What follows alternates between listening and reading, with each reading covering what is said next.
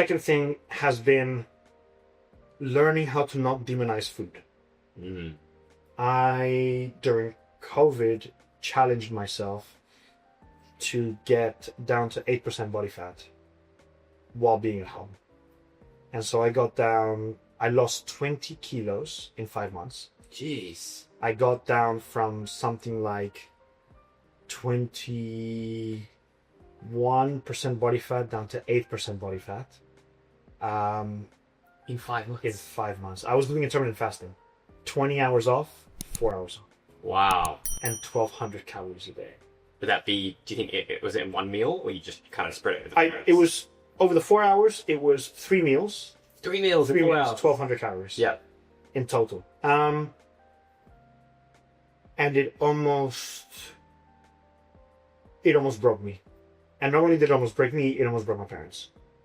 To the point where my dad told me afterwards, like, I'm glad you stopped what you did, because any further, and I was going to force you to change that. Because I could see, yes, I got super lean, don't get me wrong, I got super shredded. Yeah. Was it worth it? No. I couldn't sleep very well. Something that nobody tells you is when you drop down to that percentage level of body fat, especially considering the fact that it was such a fast cut that I lost so much muscle mass, there's no insulation for noise. So when I used to lay down in bed to go to sleep, I could hear my heartbeat. It was horrendous. Yeah. Very hard to fall asleep. Tired and lethargic the entire day. I'd go to sleep at like something like 9 or 10, wake up at midday. I would then wake up, train for 3 hours with resistance bands and doing HIIT training at home. Wow. And then sit down covered up in a blanket. Yeah. Midsummer, because I was freezing. Covered up with a blanket, playing video games for the entire rest of the day, eat and go to sleep. Yeah. And this was being at home, right? Like, if it was unsustainable then, insanely unsustainable in real life. And then didn't hold it on for long. And so I ended up demonizing food because because I lost it so quickly, when I started eating, I started putting it back on very quickly. Yeah. And I remember crying in front of the mirror after the first week because I'm like, bro, like, oh my God, I've already lost so much definition. What's going on? And I started hating food. Oh, I'm going to fast now for 2 full days without eating, just water to get back to that. Oh. And so it now has been, look, Monday to Friday, I'm very strict with my food.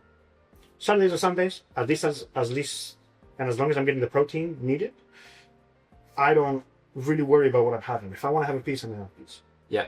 Hey, just a quick announcement before we return to the podcast. If you're someone who's been feeling a bit stuck lately, maybe you're switching careers, rebuilding your routine, or just trying to get your life together, I get it.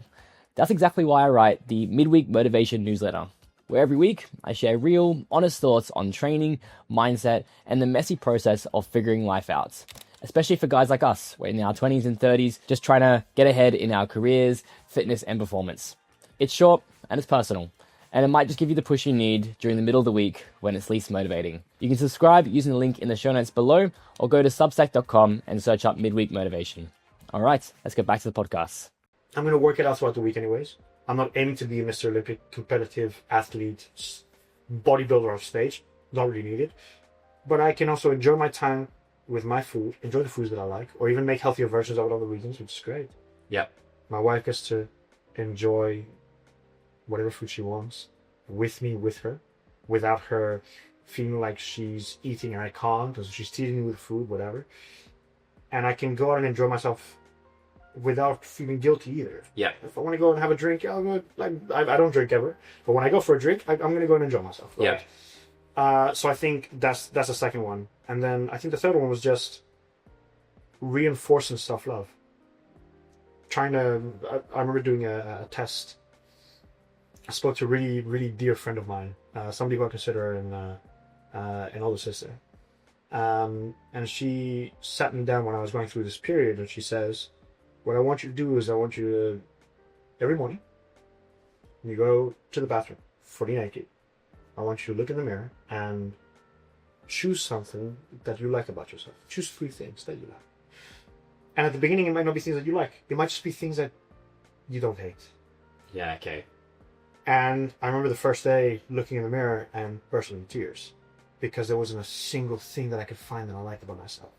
And this was after 5 months of getting down to 8% body fat to reach the goal that I wanted, and I couldn't find a single thing. Like that shifted my mentality completely.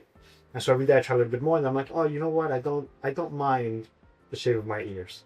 To start off with something completely random. Yeah. Oh, I don't mind the fact that, like, actually, I kind of like my nails. And then it now developed to the point of which I'll be training, and I'm like, I'm proud of you now. Like, it used to be very, like, negative, self-hating talk to reach motivation. Yeah. Now it's, I'm getting better. Oh, that lift felt so much nicer. Oh, yes, the numbers are going up.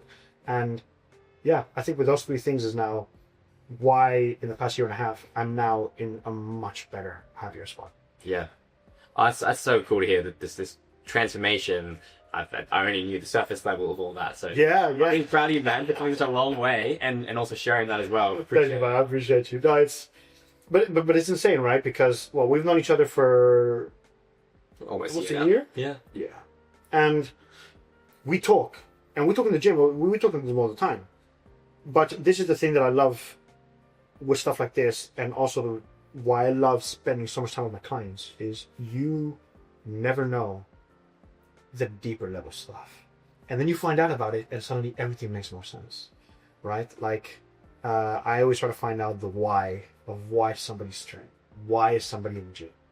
The why, for me, is I know what it feels like to not be there. And I never want to go back to that mentality again. Very dark, very lonely, very depressing. And the physique that I had was just something that I never wanted to go back to.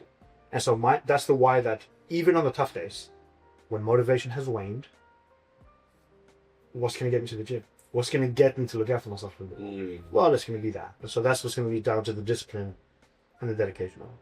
Yeah.